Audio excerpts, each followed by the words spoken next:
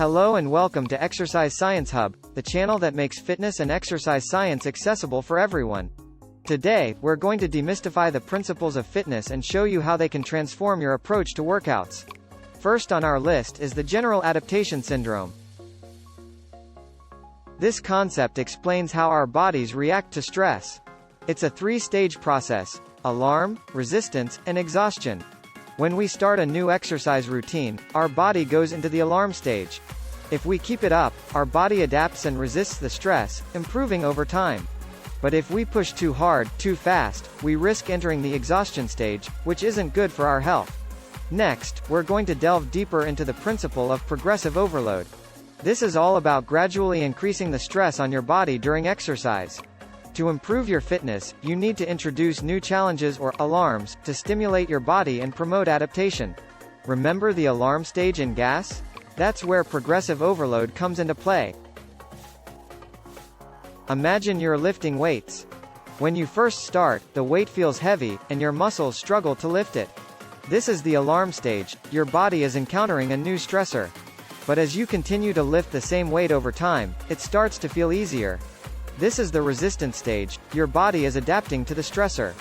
But if you continue lifting the same weight, you won't see any further improvements because there's no new alarm to stimulate further adaptation. To continue improving, you need to increase the weight you're lifting. This new, heavier weight acts as a new alarm, pushing your body into a new cycle of alarm and resistance, leading to further improvements. But remember, the keyword here is gradually.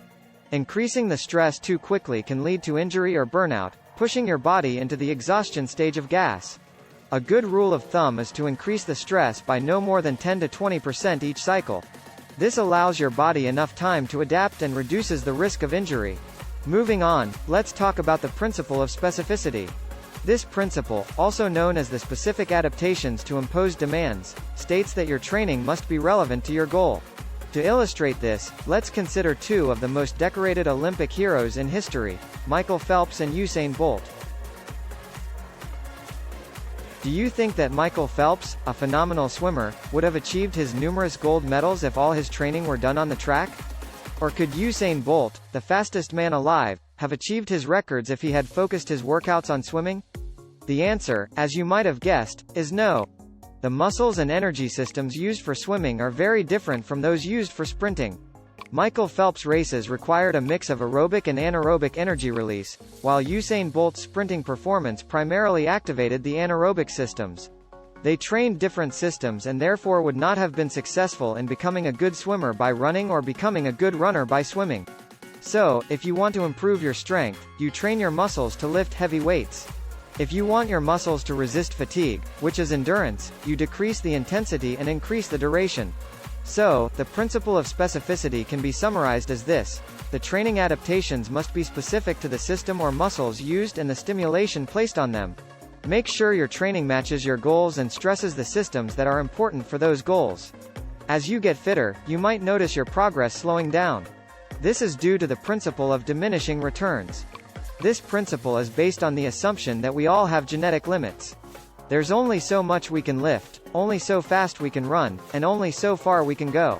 As we get closer to these genetic ceilings, improvements become harder to achieve. Consider this: an average person starting a new fitness routine will see a rapid increase in strength in a very short amount of time. But as we get fitter, the same amount of time yields smaller improvements. This doesn't mean we should stop striving for progress. Take the example of Usain Bolt. He trained for 4 years, an entire Olympic cycle, only to improve his time by 1/100th of a second. But that 1/100th of a second was the difference between a world record or not. So, even though the improvements might not seem significant, they have practical significance because they can be the difference between gold and 4th place. In the beginning of training, we notice increased benefits because the body is far from its genetic potential and responds to the environment quickly. But then two things can happen. It will plateau if the training stimulus does not change, or we'll start to see slower results. That's why we don't want to be testing ourselves every day or every week once we get to be in better shape. As we get fitter, we should space out our fitness assessments further apart. In summary, the principle of diminishing returns teaches us that faster adaptations occur when the body is less conditioned, and adaptations will still occur with well-trained individuals. However, the training frequency and intensity need to be higher, and progression will be a little slower. This doesn't mean that just because it's slower, it should not be perceived. Remember, even small improvements can make a big difference. The principle of diminishing returns teaches us to be patient and persistent, and to celebrate every improvement, no matter how small.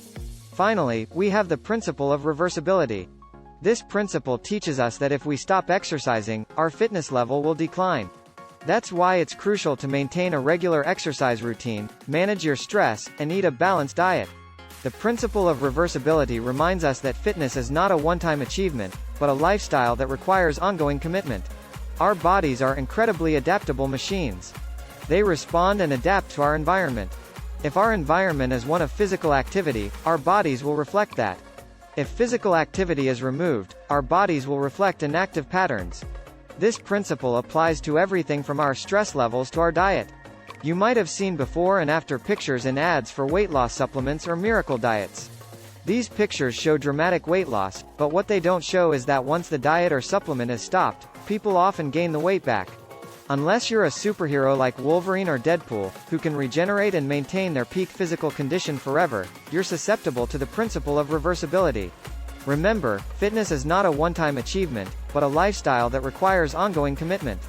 Keep them in mind as you plan your workouts, and remember, fitness is a journey, not a destination. If you have any questions or topics you'd like us to cover in future videos, drop us a comment below. Don't forget to like, share, and subscribe to Exercise Science Hub for more fitness insights.